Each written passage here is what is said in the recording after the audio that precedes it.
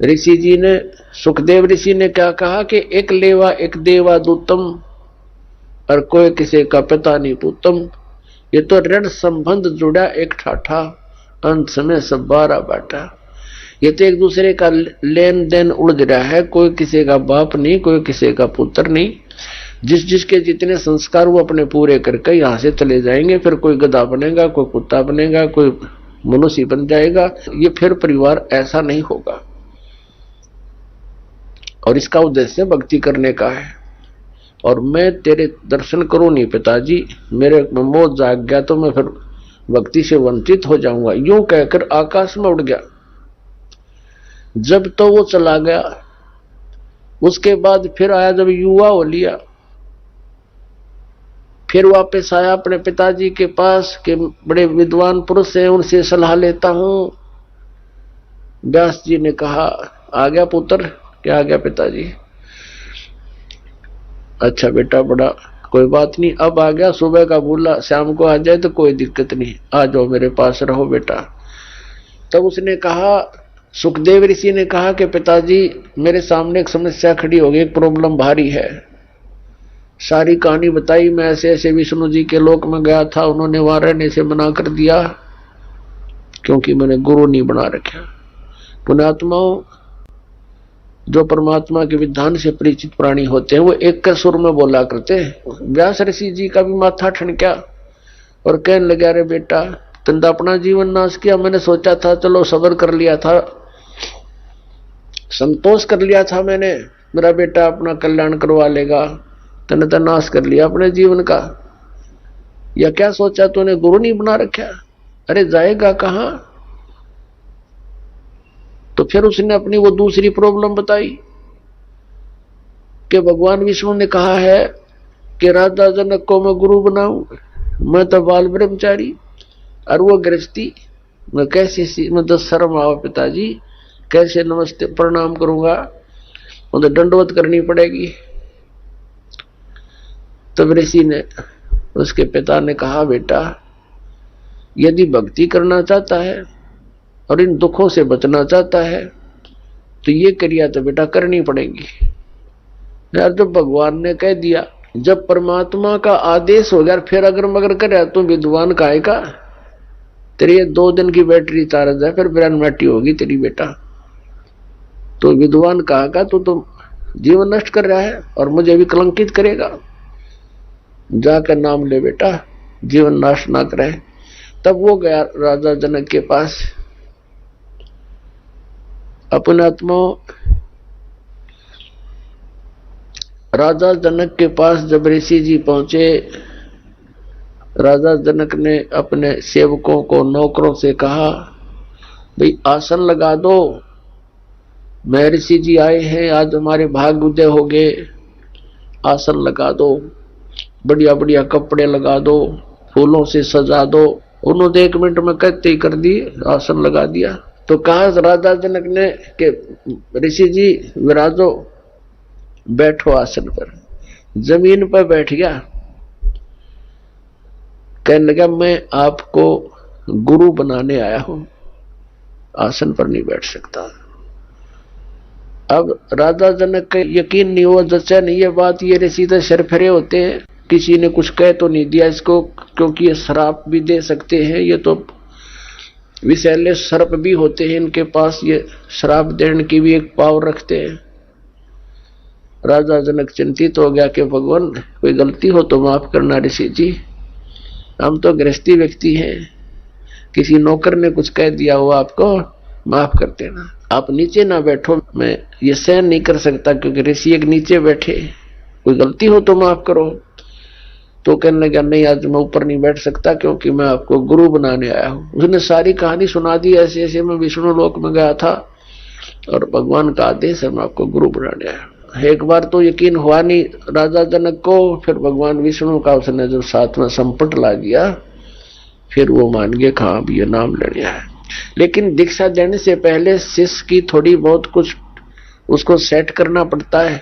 जैसे अब दास आपको ज्ञान देता है, पूरा विधान बताता है, जो समझदार भक्त आते हैं, प्रथम बार आते हैं, तो इस ज्ञान से प्रभावित होकर वो इस दास को एक संत मानकर नाम लेते हैं और फिर विश्वास दृढ़ता से उस पर लगते हैं तो लाभ मिलता है। नाम भी ले ले, विश्वास गुरु पर होता नहीं तो उसको लाभ नहीं हुआ करता। अध्यात्म मार्ग को बच्चों का खेल नहीं है। तो राजा जनक ने कहा जी सुबह नाम दूंगा स्नान करके, आप रात को रेस्ट करो। अब कहने का भाव ये है, राजा जनक ने एक अलग कक्ष में उसकी व्यवस्था कर दी ऋषि जी के रुकने की, और वहां पर एक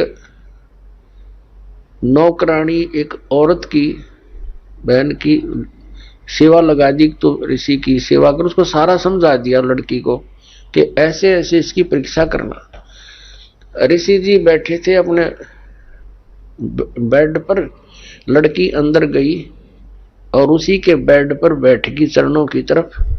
ऋषि जी ने पैर मोड़ दिए, वो और आगे नहीं तो ऋषि जी बैठ गए और उसके निकट जाना चाहा तो ऋषि जी बेड छोड़कर खड़े हो गए कोने में। कहने लगे माई बहन आप क्या कर रहे हो, साधु संतों के हाथ नहीं लगाते, बिस्तर पर नहीं बैठते, आप क्यों मर्यादा भंग कर रहे हो, आप जा सकते हो। वह लड़की आ गई। राजा जनक ने पूछा तो उसने सारी कहानी बता दी। जी एक नंबर के महात्मा है, तो टच भी नहीं होने दिया मुझे और खड़े हो गए ये शब्द बोले। ऋषि लोग ठीक है। अपने आत्माओं परमात्मा ये कहते हैं कि गोरख से ज्ञानी गणे और सुखदेव जति जहान और सीता से बहु भारिया संत दूर स्थान। ऐसे जति भी था, ऐसा दृढ़ विश्वासी भी था, संयमी भी था, लेकिन नाम बिना कति खाली खोखा था। अब गुरु बिना और यथार्थ भक्ति के बिना खाली खोखा है ये मनुष्य का शरीर, वो वेल विदाउट वाटर। तो सुबह राजा जनक ने क्या किया कि इसकी फड़क निकाल दूं। यूनो कहता राजा जनक गृहस्थी भाई और मैं बाल ब्रह्मचारी, मैंने स्त्री का मुख नहीं देखा। सुखदेव बोले ज्ञान विवेक का, हमने कदे स्त्री का मुंह नहीं देखा। राजा जनक गृहस्थी भाई कैसे शीश निभाऊं जाई। तो राजा जनक ने बुला लिया कि ऋषि जी को बुला लाओ। ऋषि जी बैठ गए, नीचे बैठ के, नीचे आसन लगवा दिया जैसा भी उसका, नीचे बैठ गए जमीन पर, कोई दरी दूरी बिछवा दी। और साथ में ही थोड़ी सी दूरी पर नौकरों से कहा राजा जनक ने कि भाई गर्म पानी करो। वो समझा रखे थे कि अच्छा भट्ट बाढ़ दो, इसमें पूरा चूल्हा लगा के ऊपर रख दिया एक कढ़ाई, पानी गर्म करने की कढ़ाई रख दी, और साथ में नहाने के लिए एक पाटड़ा बिछा लिया, जैसे पटड़ी होती है। पहले बड़े बड़े पाटड़े होते थे, पूरा 3 बाई 3 का लकड़ी के पटड़े बनाए होते थे, उन पर बैठकर स्नान किया करते थे। राजा जनक ने वहां वो पाटड़ा उस उबलते हुए जल के उस कढ़ाई के साथ में लगवा लिया, और अपनी जो उसकी 10,000 रानियां बताते हैं राजा जनक, उसमें से जो उनकी मुख्य रानी थी, पटरानी बोलते हैं, उससे कहा मुझे स्नान कराओ। अब वो स्नान करने के लिए बैठ गया। उसकी पत्नी उस उबलते हुए जल से जो उबाल रखा, जैसे गुलगुले उतारा करें, जलेबी उतारा करें जब उबाला करें घी को, तो उस उबलते हुए पानी से लोटा भरे हुआ पटरानी राजा जनक के चोटी में डाला है, रात से मसला अनुसार। और वो सुखदेव ऋषि नो हुआ पाछे ने जलेगा भी हो, वह लोटा गिरा और पाछे ने सरके जल गया। तब राजा जनक ने कहा कि ए बाल ब्रह्मचारी, ए व्यास के बेटा, मैं गृहस्थी हूं और मेरे स्नान करने के बाद जो पानी गटर में जा रहा है, ये नाली में जा रहा, तो इसमें उंगली दे दे बेटा, तब जानूंगा तो किसा बाल ब्रह्मचारी है। न बोला मैं ना दूं, आज जल जा मेरा तय। राजा बिहंस देई तब तारी और हमें स्नान करावे नारी। ए ब्रह्मचारी, तेरे तो नारी अच्छी, सही मंत्र के जाप से इसका शरीर ऐसा सोलिड हो चुका है और आप भटक रहे हो, धक्के खा रहे हो, चरण पकड़ दिए। बाल ब्रह्मचारी एकदम कति नतमस्तक हो गया। तो पुण्यात्माओं, या फड़क निकले बिना गुरु बनाने का कोई यूज भी नहीं, लाभ नहीं हो जीव को। जब तक आपको गुरु जी पर विश्वास नहीं होता, इतना धारण नहीं करना चाहिए।